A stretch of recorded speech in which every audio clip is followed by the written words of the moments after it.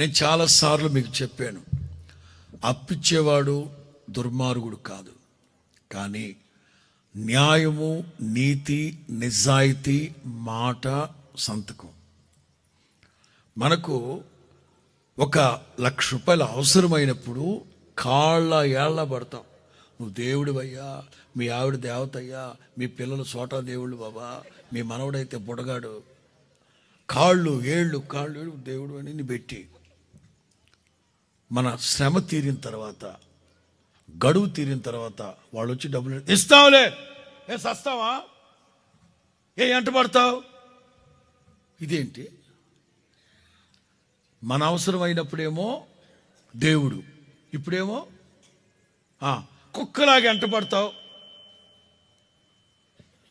అంటే ఎవరిది తప్పు? మాట మాట మాట. వాళ్ళకి మేలు చేద్దామని సంతకం పెట్టాం. ఏ సంతకం అది? అమ్మా పెట్టారా? టపీమని చెప్తున్నారు, అనుభవం అనుకుంటాను. మాట వలన కొంతమంది సంతకం పెట్టరు, కానీ వదినా నేను ఇస్తా, మన బ్యాచ్, మన కిట్టి పార్టీ. ఏ పార్టీ? ఈ నేను ఇస్తాలే అని మాట.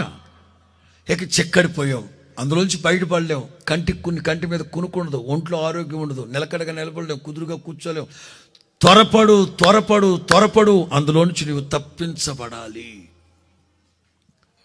చాలా సందర్భాల్లో మాటల్లో చిక్కుబడిపోతున్నాం.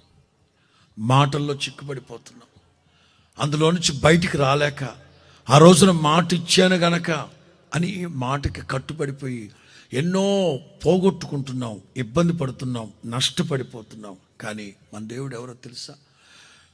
క్షమించుటకు సిద్ధమైన మనస్సు కలిగిన వాడు.